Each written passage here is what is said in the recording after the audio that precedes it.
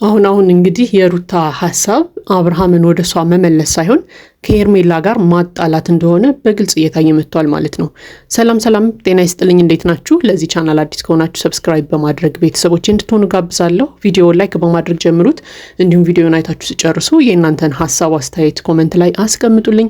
እንግዲህ ዛሬም እንደተለመደው በአዲስ ቪዲዮ መተናል። እንግዲህ ዛሬ ደግሞ ያየነው ነገር ትንሽ ለየት ያለ ነው ማለት በቃ ከተጣሉት ከተለዩት ሰው የማይጠበቅ ነገር ማለት ነው። ምክንያቱም እንግዲህ ሩታ ብዙ ነገሮችን ስታደርግ ምናምን አይተናል። ነገር ግን በዚህ ልክ ለአብርሃም ስሜት ለምን እንደምትጨነቅ አይገባኝም።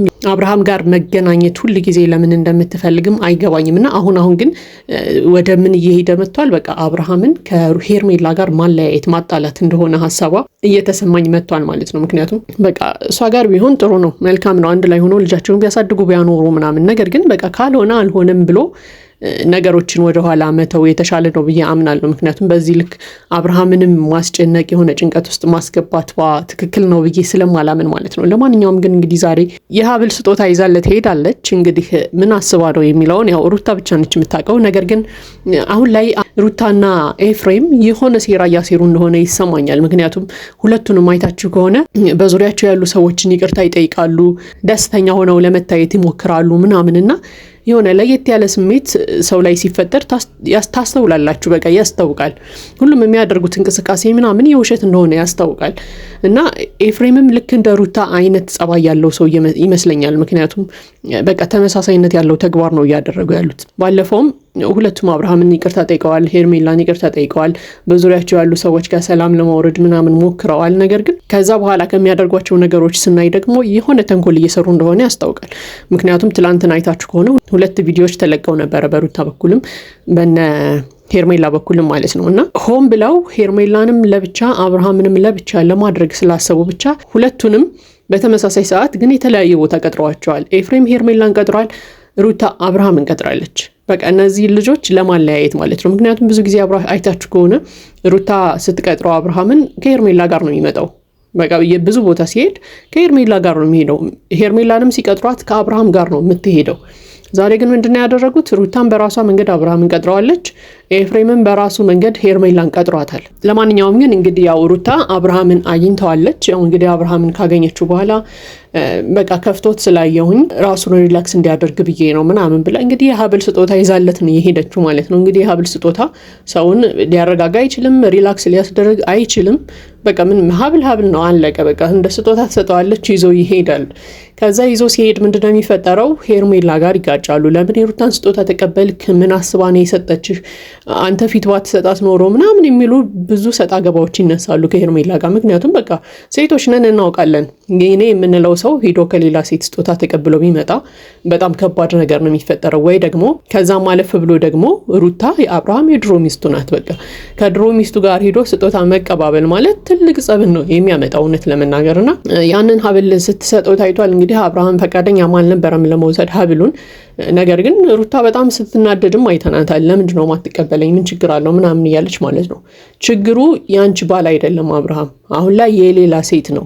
ለዛ ነው አልቀበልም እያለሽ የነበረው። ይሄ ነገር መቼ አንደርስታንድ እንደምታደርገው አይገባኝም። ነገር ግን ይሄ ሳይገባት ቀርታ ምናምንም ደግሞ አይደለም። በቃ ሆን ብላ የምታደርገው ነገር ነው።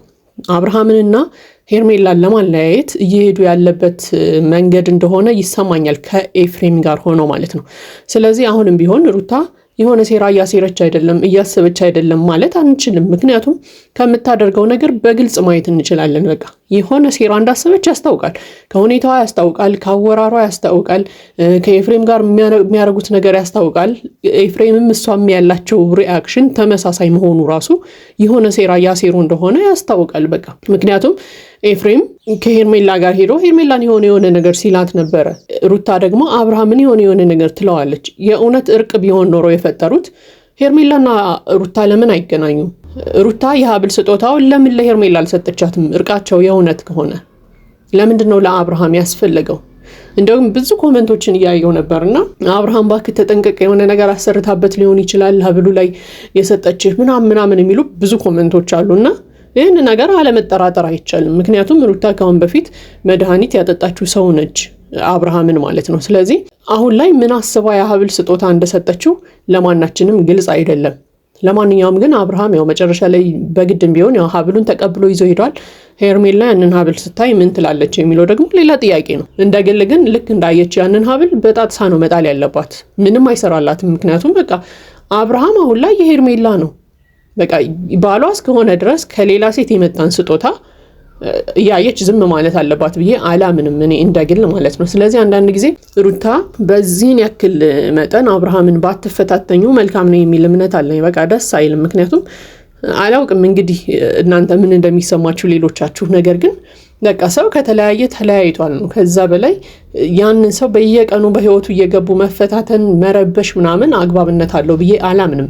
የእሷ እንዲሆን ትፈልጋለች። አዎ እሷ ብቻ አይደለችም። እኛ ሁላችንም ከሩታ ጋር ቢመለስ ደስ ይለናል እንደ ድሯቸው ቢሆኑ። ነገር ግን ካልተቻለ ደግሞ ሰውን በዚህ ልክ መፈታተን ሰላሙን እስከሚያጣ እስከሚጨናነቅ ምናምን ነገር ጫና ማድረግ አግባብነት አለው ብዬ አላምንም። ምክንያቱም በዚህ ሰዓት በቃ አብርሃም የራሱ ኑሮ እንዲኖር ራሱ እያደረገችው አይደለም ሩታ። እውነት ለመናገር በጣም እየረበሸችው ነው። በየቀኑ ትረብሸዋለች፣ ትደውልለታለች፣ ታገኘዋለች። አንድ ጊዜ በልጁ ሰበብ ታገኘዋለች፣ አንድ ጊዜ የሆነ ነገር ላናግር ነው ብላ ትጠራዋለች። በቃ ከሄርሜላ ጋር ያላቸውን ታይም እያሳጣችው ያለች ይመስለኛል። ምክንያቱም ሰሞኑን አብርሃምን ካያችሁት በጣም የሆነ ጭንቀት ውስጥ እንዳለ የሆነ ሀሳብ ውስጥ እንዳለ ምናምን ያስታውቃል።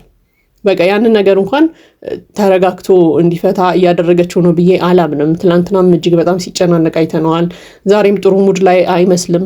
ወይ ወደ ሩታ መመለስ ፈልጎ ከሆነ መልካም ነው ያድርገው። ነገር ግን ያው በሩታ ጫና ባይሆን ደግሞ መልካም ነው የሚል ሀሳብ አለኝ። ምክንያቱም በቃ ራሱ ፈልጎ ቢመለስ ነው የሚሻለው። ወደ ሩታ ቢመለስም ራሱ ፈልጎ ቢመለስ ነው የሚሻለው የሚል ሀሳብ አለኝ። ምክንያቱም በሩታ ጫና ከተመለሰ ነገ ደግሞ የሆነ ጥፋት ሲያይ ተመልሶ ሊወጣ ይችላል ብዬ አስባለሁ። ስለዚህ አንድ ሰው ራሱ አምኖበት ፍቅር አሸንፎት አንድ ላይ ቢሆን የተሻለ ነው የሚል ሀሳብ አለኝ። ለማንኛውም ግን ሩታ እንግዲህ ሰሞኑን እያደረገችው ያለው ነገር የሆነ ተንኮል እንዳለበት በደንብ ያስታውቃል። በቃ ፊቷን አይቶ ማወቅ ይቻላል እውነት ለመናገር ማለት ነው። ለማንኛውም ግን ሀብሉ ምንድን ነው? ይሄ ትልቁ የሁላችንም ጥያቄ ነው። ሀብሉ ልትሰጠው ያሰበችበት ምክንያትስ ምንድን ነው? እንዲረጋጋ ብዬ አሪፍ ሙድ ላይ እንዲሆን ብዬ ነው ያለችው። ሀብል እንደዛ አይነት ሙድ ሊያመጣ አይችልም።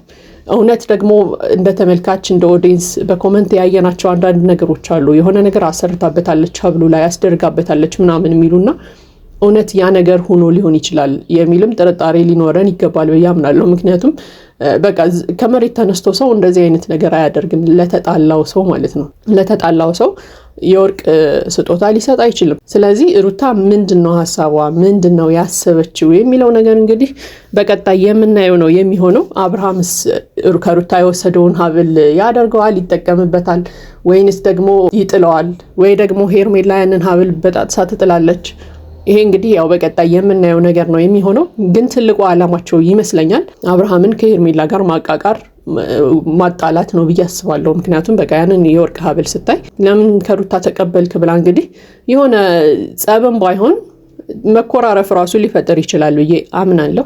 ለማንኛውም እንግዲህ ግን ሩታ ትንሽ ከአብርሃም ራቅ ብትይ፣ ምክንያቱም በጣም በቃ ሲበዛም ያስጠላል። እውነት ለመናገር በጣም ተደጋጋሚ ነገር ሲሆን እየሰለቸ ይመጣል። አይደለም ለእናንተ ለእኛ ለኦዲየንስ እንኳን እንደ ኦዲየንስ እጭ ምን ሆና ነው ሩታ እንደዚህ የምትሆነው የሚያስብል ደረጃ ላይ እየደረስን ነው በቃ። እና ትንሽ ለአብርሃም ሰላም ብትሰጪው፣ ትንሽ እረፍት ብትሰጪው መልካም ነው የሚል ሀሳብ አለኝ። በቃ አሁን ተጣልታችሁ እንደዚህ የሆንሽ ለአብርሃም፣ ስለዚህ በትዳር እያላችሁን በጣም ትረብሹ ታስጨንቂው ነበር ማለት ነው። በቃ ይህንን እንዲሰማን እያደረግሽን ነው ማለት ነው። ስለዚህ ትንሽ ብታረጋጊው መልካም ነው። ትንሽ ጫናሽን፣ ይሄ ረብሻሽን፣ ብጥብጥ ማድረግሽን ምናምን ብትቀንሹ መልካም ነው። ትንሽ ለአብርሃም እረፍት ፋታ ብትሰጪው አሪፍ ነው የሚል ሀሳብ አለኝ። ምክንያቱም በቃ በትዳር እያላችሁ ራሱ እንደዚህ ሰላም እንደማትሰጪው እየተሰማኝ ስለሆነ አሁን ማለት ነው። ስለዚህ ትንሽ ሰላም የሚያገኝበትን ነገር ብትፈጥሪለት፣ የተረጋጋ ኑሮውን እንዲኖር ብታደርጊው፣ ትንሽ ቢረጋጋ። አንዳንድ ጊዜ እኮ ተረጋግቶ ሲያስብ ራሱ ወደ አንቺ ሊመለስ ይችላል። በቃ ትንሽ የሚረጋጋበትን መንፈስ ብትፈጥሪለት መልካም ነው የሚል ሀሳብ አለኝ። ለማንኛውም ይሄ የኔ ሀሳብ አስተያየት ነው። የእናንተን ሀሳብ አስተያየት ኮመንት ላይ ያስቀምጡልኝ። ለዚህ ቻናል አዲስ ከሆናችሁ ሰብስክራይብ በማድረግ ቤተሰቦቼ እንድትሆኑ ጋብዛለሁ። ቪዲዮውን ላይክ በማድረግ አበረታቱን።